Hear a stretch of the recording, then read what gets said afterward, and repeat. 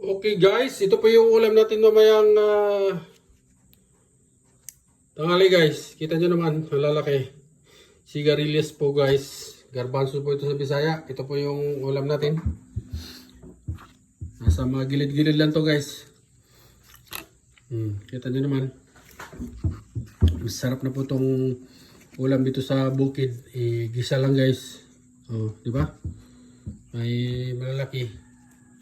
Meron ding maliliit. Oh. Yan o. Diba? Sana natin gayatin. Tsaka shoutout nga pala guys kay Ate Pen. Kay Aldrin.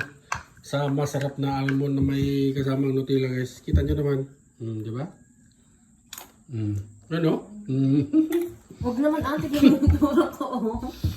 Okay guys. Ito po yung pinagkuhanan namin guys. Yan o. Diba? Lalaki na, may maliliit. Maraming bulaklak guys, oh.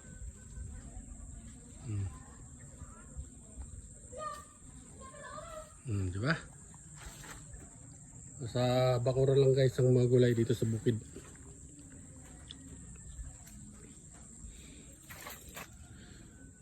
Tsaka dito sa bakod namin guys, may tumubo pala ng wild ampalaya guys, yan oh. Yan oh, wild ampalaya. Oh, di ba? Nag-umpisa ng mamunga guys yung wild ampalaya. Ano? May bunga na siya. Kumapit lang siya sa ano. Yan oh.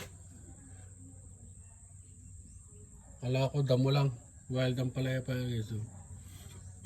Oh. Di ba? Tsaka may bunga na siya guys. Kaso pinitas ko na yan oh. Ito yung bunga yung wild ampalaya guys. Ito yung gulayin. Napakalilitan talaga niyan oh. Diba? A few moments later. Oha! Bungkag ng bahaw ni guys. Oh, ginisa na sigarilyas.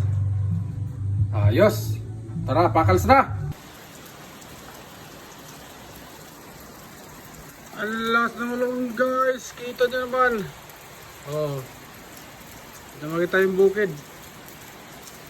Lakas ng ulan. Oh. Swerte na naman yung mga time natin. Nila pala. At maganda yung ulan guys. Sigurado maganda rin yung ani. Okay, babu.